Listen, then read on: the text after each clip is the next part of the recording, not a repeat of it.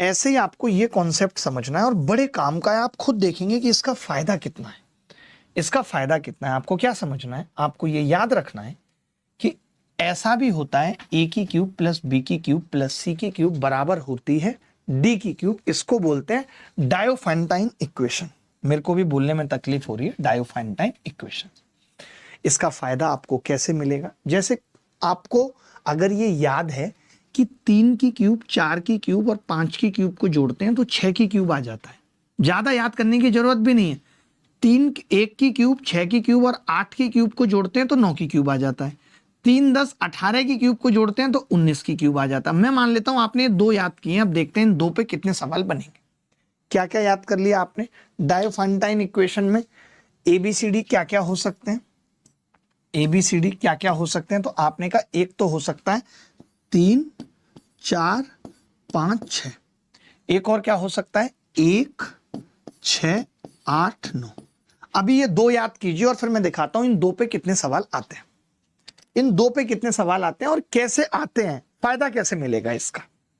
देखिए इसका फायदा ऐसे मिलेगा, जैसे किसी ने हमसे कहा कि यार 3 क्यूब हैं, 3 क्यूब हैं 2 3 और हमने इनको मिला के एक बड़ा क्यूब बना दिया है। हमने मिला के इनको, ये क्यूब 1 है, ये क्यूब 1 है, ये क्यूब 2 है, ये क्यूब 3 है और ये क्यूब 4 है बड़ा। हमने कैसे इन तीनों को मिलाया है, प्लस किया है और ये चौथा बना दिया। हमें इसकी साइड किसी ने बता दी कि 3 है, इसकी 4 है, इसकी 5 है, इसकी बताओ क्या होगी। तो मैं कैसे करूंगा आप ही बताओ। तो आपने का वॉल्यूम इक्वल करना पड़ेगा। आप बोलेंगे इसका वॉल्यूम होगा 3 की क्यूब, इसका 4 की क्यूब, इसका 5 की क्यूब और इसका मान लेते हैं 1 की क्यूब। तो एक बच्चा बोला कि हमें तो पता है 3 की क्यूब 4 की क्यूब 5 की क्यूब 6 की क्यूब होती है।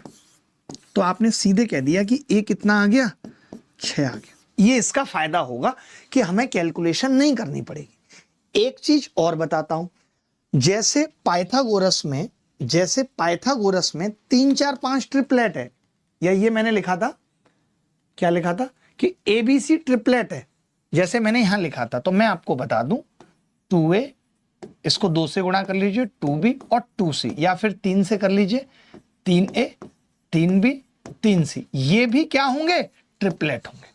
हमें ये सिखाया जाता है कि ट्रिपलेट को 2 3 5 किसी से भी गुणा कर लो, जो आएगा वो भी ट्रिपलेट होगा। तो ऐसे ही मैं यहां पे बताना चाहता हूं कि अगर आप इस ABCD को कह रहे हो कि ये डायोफेंटाइन इक्वेशन है, अगर आप इस 3 4 5 को सीधे 2 से गुणा कर लो, 2 3 6 2 चौक 8 2 पंजे 10, तो ये 12 भी इस इक्वेशन को फॉलो करेगा, ये भी इस इक्वेशन को फॉलो करेगा। मैंने कहा मान लेते हैं कि एक सवाल हमसे पेपर में पूछा गया कि भाई 3 स्फीयर हैं, ये रहे 1 2 3 और एक बड़ा बना दिया 4। ऐसे स्फीयर दे रखे थे हमें, बोला इन तीनों को हमने पिघलाया, प्लस किया और चौथा ये बना दिया।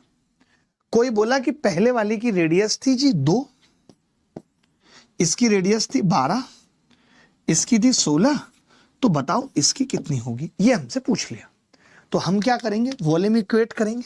कैसे भाई, ध्यान से सुनना, कैसे इक्वेट करेंगे वॉल्यूम। आप बोलेंगे कि 4/3 पाई और 2 की क्यूब प्लस 4/3 पाई 12 की क्यूब, 4/3 पाई 16 की क्यूब बराबर 4/3 पाई r की क्यूब। इसकी रेडियस मैंने मान ली r।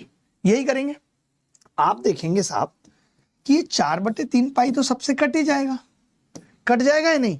यानी अब सवाल इतना सा बचा कि भाई 2 की क्यूब प्लस 12 की क्यूब प्लस 16 की क्यूब पता करनी है। तब एक लड़का बोला कि हमने ये पढ़ा है 1 की क्यूब 6 की क्यूब 8 की क्यूब 9 की क्यूब के बराबर होती है, लेकिन ये डबल है, 1 की जगह 2, 6 की जगह 12, 8 की जगह 16, तो यहां पे 9 दूनी 18 की क्यूब के बराबर आ जाएगी। इसकी रेडियस 18 आ जाएगी। ये फायदा होता है, इस पे बहुत सवाल आते हैं। अब मैं उम्मीद करता हूं कि आप इस पे आए हुए सारे सवाल डायरेक्ट करेंगे। मैं इस पे सवाल पूछता हूं, जैसे ये सवाल है कि 1, 6, 8 भुजाओं वाले 3 घनों को पिघलाकर एक नया घन बनाया जाता है। घन के पृष्ठीय क्षेत्रफल का 1/4 ज्ञात कीजिए।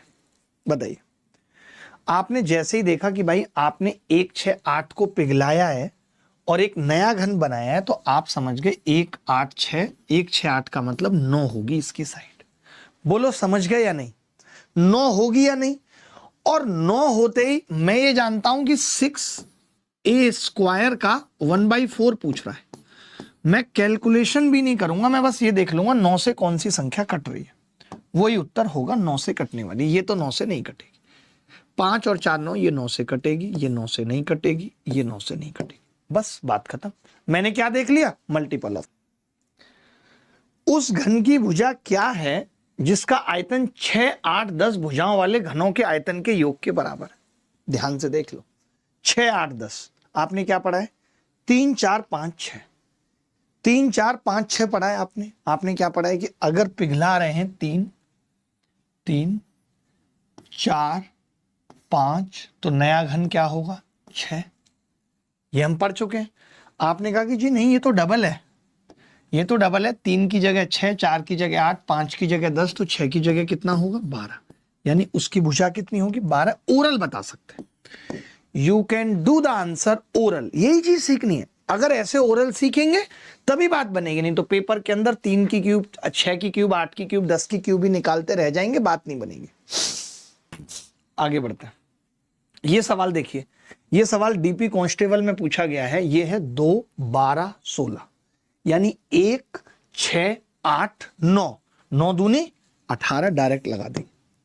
हमने क्या पढ़ा? 1, 6, 8, 9 क्या पढ़ा था अभी कि भाई 1, 6, 8 इनकी क्यूब करते हैं तो 9 की क्यूब मिलती है।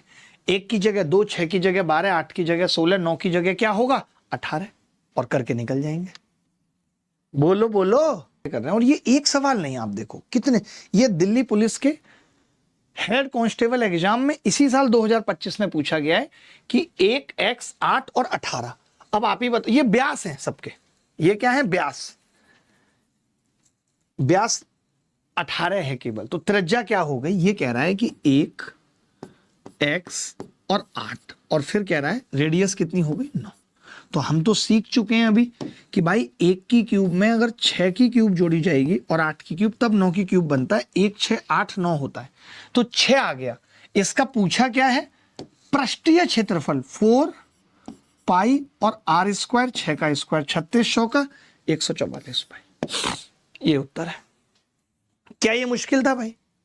ये सवाल देखिए, आरआरबी एनटीपीसी 2025 में आया। सोचो कितना मुश्किल दिख रहा है। 1.8, 2.4 3 भुजाओं वाले 3 धातु के घनों को पिघलाकर एक घन बनाया है। इनका अनुपात क्या है? 6 × 18, 6 × 24। आपको नहीं लगता अभी हमने पढ़ा 3, 6 × 24, 4, 6 × 30, 5, 3, 4, 5 को पिघलाया है। तो मैंने क्या बताया था कि अगर 3, 4, 5 को पिघलाएंगे तो नए घन की भुजा होगी 6। यही होगी, 3, 4, 5 को पिघलाएंगे तो नए घन की भुजा कितनी होगी? 6। अब आपने खुद कहा कि 3 छिंग 18, 4 छिंग 24, 5 छिंग 30, तो 6 चंग 0.6 से गुणा हो रही है 3.6।